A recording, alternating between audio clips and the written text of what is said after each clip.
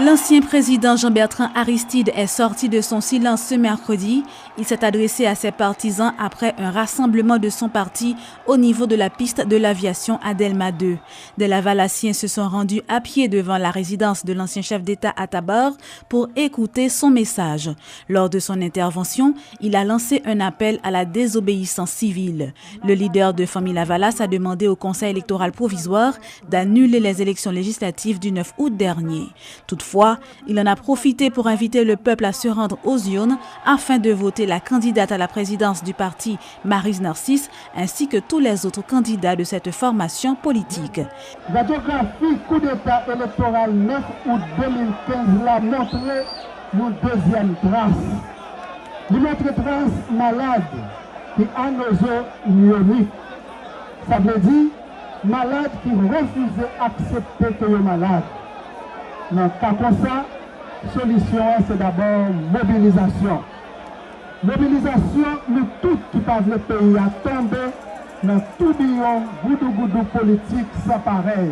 Même qui depuis 11 ans a monté le ciel pas d'eau. Nous qui victimes insécurité, habits, grand goût, chômage, juste n'a filé les sa tête dans blackout la misère, nous-mêmes qui avons souffert à tout Haïtien qui victime rapatriement citoyen qui sortit Saint-Domingue, on met ensemble pour éviter mal là d'une plus mal. Nous-mêmes professionnels dans toute branche, tant qu'avocats, ingénieurs, agronomes, infirmiers, docteurs, commerçants, paysans, notables, professeurs d'école qui ont marré la fumée désespoir depuis 11 l'année, on met ensemble pour éviter mal la vie plus mal. Nous-mêmes jeunes qui tout partout, dans la province comme la ville, dans l'université comme dans toute base, à tout quartier populaire, on mobilisé pour faire chaudière à suspendre bouillir nous seul bon. Nous tout plus, nous c'est majoritaire, faut que ça bon pour nous tous. Jean-Moïse dit nous, jour qui était 9 mai 2013 là, songez. Nous seul mâchoire pas mon viande. Nous avons besoin de l'autre. Respect pour nous tous. Vous savez comme un alphabet. Un alphabet pas bête. Riche comme malheureux. C'est entendre pour entendre nous. Après 11 l'année, il faut que nous recoudons le drapeau unitaire. Maintenant, à tout Haïtien qui vivent le bord de l'eau et qui soivent tourner la taille, on crée des conditions pour participation, tout le monde de bien, tout le monde sérieux, tout le monde qui parle de politique, mais qui comprennent que s'il ne pas sauver dignité, dignité a sauvé tout. Jeunes, frères, pays noir malade grave.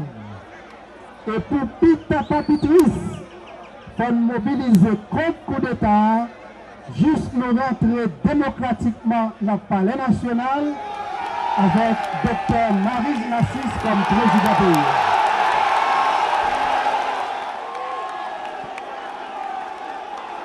Rappelons que c'est pour la troisième fois depuis son retour en Haïti en 2011, Jean-Bertrand Aristide a pris la parole. Notons que la date choisie, le 30 septembre, est symbolique puisqu'il s'agit du 24e anniversaire du coup d'État militaire de 1991 qui l'avait renversé du pouvoir.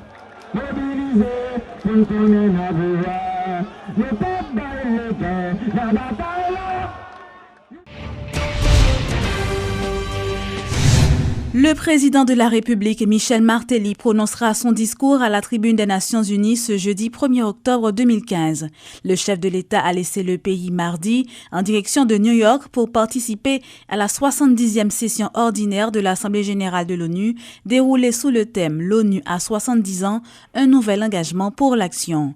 Il est accompagné de la première dame Sophia Martelly, des ministres des Affaires étrangères et des cultes Lené Renaud, de l'économie et des finances Wilson Lalot, de la planification et de la coopération externe, Yves Germain-Joseph.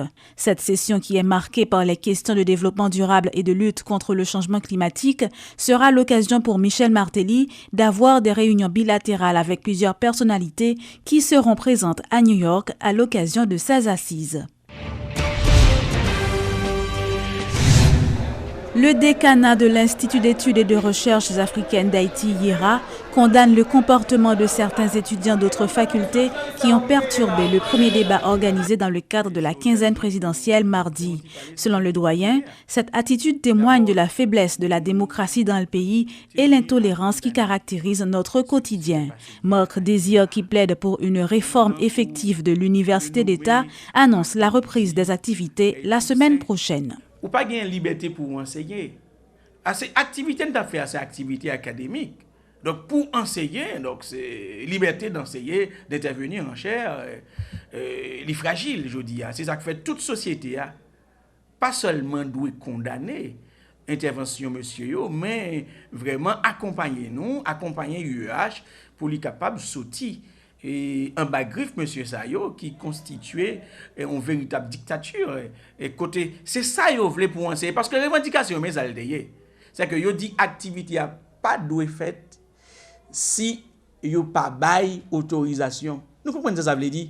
Yon petit groupe qui constitue tête li comme censeur. Li dit pour une activité faite dans UEH là, une activité académique, eh bien faut li gagner aval li. Donc, le rectorat n'a pas besoin d'exister. Doyen n'a pas besoin d'exister. Bayo l'école là pour diriger, bayo UH pour diriger. Le professeur Pierre Etienne n'a pas été agressé. Il dit nous ça. La presse dit étudiant yo qui agressé professeur. Certaines presse disent le professeur n'a pas été agressé. Étudiant yo ou bien moun qui te vinn faire vinn perturber activité yo pas de viser la personne du candidat. Yo dit faut que yo gain autorisation, faut que étudiant y gain autorisation yo pour faire activité. C'est peut-être ça n'importe monde qui te vini, yo t'a fait des ordres là parce que yo pas invité. Bon maintenant, candidat yo nous ba garantie que des mesures seront prises pour kembe monsieur sa yo sous côté pour yo pas gain accès à un cet espace là. Bon, dehors, yo capable de faire n'importe qui bagaille, mais nous-mêmes, en dans l'espace là, yo pas bien accès. Donc là, nous capable de garantir. Et d'abord, faut que nous disions, si candidat yo peuvent venir, mais yo gain pour yo gérer ces problèmes en tant que président de la République. Quand tu es le président, on pas capable d'affronter difficultés ça. C'est les difficultés de l'UH. D'ailleurs, yo même yo doit participer à la réforme de l'UH. L'UH pas capable de s'allier aujourd'hui à la yon bagaille et toute bagaille UH aujourd'hui c'est n'importe qui bagaille il pas capable ça. Il pas capable ça. C'est ça que fait étudiant nous yo nan yera, yo dit on bagaille faisons de l'université autrement. C'est ça que fait yo pas dans la rue, yo pas dans voyer roche, yo pas dans bouler caoutchouc, yo pas dans craser machine monde. Yo voulait faire débat dans salle de classe, dans auditorium. C'est ça que fait y a demandé auditorium, y a demandé bonnes conditions de travail, y a demandé cafétéria, mais yo fait ça dans l'ordre et dans la discipline et moi-même avec yo dans bataille ça pour une université autrement qui soit autre que celle aujourd'hui. Université abandonnée, nous pas d'accord. Le nouveau bâtonnier de l'Ordre des avocats de Port-au-Prince critique l'opération coup de poing lancée récemment par le ministre de la Justice pour réduire la détention préventive prolongée. Selon Maître Stanley Gaston, il ne s'agit que d'une action purement comptable qui ne tient pas compte de la réalité des personnes libérées et de la sécurité de leurs victimes. Ça ne rentre pas dans une vision. Parce que quand vous arrêtez quelqu'un, quand quelqu'un est en prison, ça répond à des préoccupations. Ça répond à des préoccupations de justice. Ça répond à des préoccupations de reclassement social. Vous jetez la personne dans un cachot, il n'y a aucun programme de formation, aucun programme de reclassement social. Maintenant que vous de réinsertion, maintenant que vous constatez qu'il y a un nombre pléthorique de personnes dans des espaces assez exigus, maintenant vous faites l'opération coup de poing, maintenant on se demande, mais quels sont les résultats attendus? Cette manière de faire, est-ce que ça va contribuer à pacifier la société? Parce que l'individu qui était en prison, probablement il était dénoncé comme bourreau. Il y a eu une victime. Maintenant, quand à l'occasion de l'opération coup de poing, vous libérez la personne. Est-ce que la victime est en sécurité pour autant? Parce que cette personne n'a pas été resocialisée. Cette personne n'a pas été portée à s'amender. Donc les préoccupations fondamentales en matière de justice, cela demeure.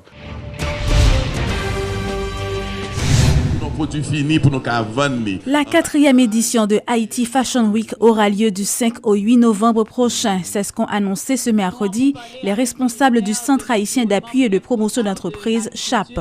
L'événement sera organisé cette année dans le cadre du programme européen de soutien aux initiatives culturelles financé par l'Union européenne. Pour cette nouvelle édition, la France sera l'invitée d'honneur et la grande designer internationale Stella Jean est la marraine de l'événement. Du 5 au 8 novembre 2015, plus de 40 designers se retrouveront pour montrer leur dernière création au Caribe avec la France, pays incontournable de la mode par excellence comme pays invité, ainsi que la célèbre designer haïtiano-italienne Stella Jean, ce qui prouve notre ouverture au monde extérieur et notre volonté de métissage de la créativité haïtienne. À travers cet élan, en ce jour, nous sommes d'abord en train de faire justice à une filière de notre culture qui est la couture en Haïti et en train de rendre hommage à des créateurs et créatrices, artistes de l'élégance haïtienne trop longtemps ignorés. Comme j'aime à le dire, les designers haïtiens n'ont rien à envier aux collègues du monde entier. La création et la technicité sont nos acquis. Il ne nous manque que les opportunités que nous trouverons à coup sûr dans les marchés niches à travers des réseaux d'acheteurs que nous allons chercher. Haïti Fashion Week, lieu de circulation de la création et de rencontre des acteurs et des fans de la mode. Oui, la culture est vecteur d'émancipation individuelle. La culture est une ouverture d'esprit. La culture, c'est aussi l'occasion d'enrichir son esprit. La culture est un éveil à la sensibilité esthétique et artistique. Est-ce bel et bien avec une grande fierté que je présente mes compliments à Maggie Duxi, présidente du CHAP, et aussi aux initiateurs et participants de Haïti Fashion Week, participants de ce grand rassemblement de la haute couture. Je souhaite longue vie à Haïti Fashion Week. Et je confirme le soutien plein et entier du ministère de la Culture dans la voie du développement de ces actions. Haïti Fashion Week fait bel et bien partie de la marque haïtienne. Vive Haïti Fashion Week! Vive Haïti!